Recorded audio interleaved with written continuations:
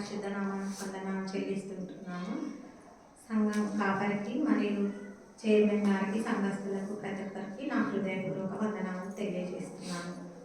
దేవుడు గత సంవత్సరం 2023 మొదటి నుంచి ఈ ఆఖరి క్షణం వరకు తన కృపలో భద్రపరిచి కాచి ఆశీర్వదిస్తూ ఆరోగ్యం ఇస్తూ అన్ని విషయంలో కృప చూపిన దేవునికి మొదట వందనాలు చెల్లిస్తుంటున్నాను.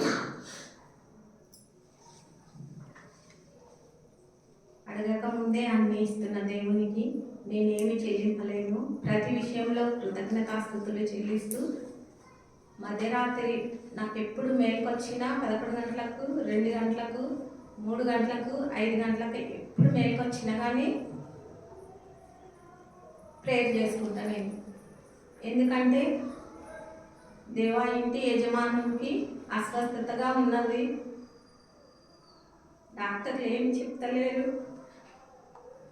ఒకరోజు ఒక కాలు వాసింది, మరుసటి రోజు 2వ కాలు వాసింది, కానీ అన్నీ నార్మలే ఉంది అని చెప్పిండ్రు. కానీ నేను మాత్రం అసలు ఎంతో ధైర్యంతో ఏం కాదు, మీకు అన్నీ నార్మలే ఉన్నాయి, అన్నీ నార్మలే రిపోర్ట్స్ వస్తున్నాయి, ఏం కాదు, మీకు మంచిగా అవుతుందని చెప్తున్నా. కానీ ప్రతి విషయంలో దేవుని అడిగినాను, కానీ ఒక్క కన్నీటి బొట్టు కూడా నేను కార్వలేదు.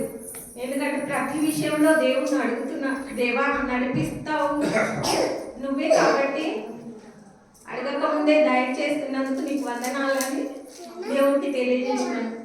కానీ మా డేవిడ్ సారు నాకు ఒక కన్ను కనిపించట్లేదు, ఆపరేషన్ చేసుకోవాలని చెప్పినప్పుడు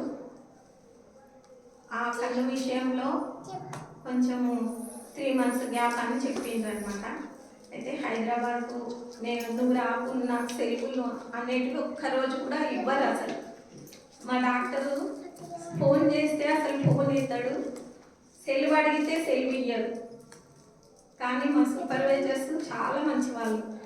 మేడం ఇట్లా పరిస్థితి ఉంది, నేను డ్యూటీకి వస్తా కానీ తొందరగా వెళ్తా అంటే సరే అమ్మా అని పర్మిషన్ ఇచ్చింది అనమాట. నేను ఇక్కడ డ్యూటీ చేసుకున్నా, అక్కడ డేవిడ్ సార్ దగ్గరికి డ్యూటీ చేసుకొని వెళ్ళిన. ఒకరోజు వస్తా అని చెప్పి కానీ మాట తప్పిన. మేడం రాలేకపోతున్నా ఏమనుకోకండి మేడం, వచ్చిన తర్వాత మీరు ఏమన్నా అనండి అని చెప్పినా కానీ వాళ్ళు అసలు సహృదయంతో అసలు నన్ను ఒక్క మాట కూడా అనలేదు. నేను ఎంతో భయపడినా, ఎందుకంటే చెప్పకుండా నేను 1 గంట కూడా లేట్ వెళ్ళాను అనమాట. అట్లాంటిది దేవుడు వాళ్ళ మనసు మార్చి అసలు ఏమనకుండా చేసిండు అనమాట. దేవునికి వందనాలు తెలియజేస్తున్నాను. కానీ దేవుడు మంచి ఆరోగ్యం ఇచ్చిండు, చక్కని పిల్లల్ని ఇచ్చిండు, కుమార్తెకు ఉద్యోగం దయచేయలాగున మరి గర్భఫలాన్ని ఇచ్చిండు, కుమార్తెకు మంచి ప్రసవం అవలాగా, పెద్ద కుమారునికి వివాహం చేయాలని తలస్తున్నాము. కానీ ప్రార్థనలో పెట్టినాము, దేవుని చిత్తం ఏమై ఉన్నదో మనకు తెలియదు. కానీ దేవుడు ఎట్లా నడిపిస్తే ఆ విధంగా నడవాలని తీర్మానించుకున్నాము. చిన్న కుమారుని విషయంలో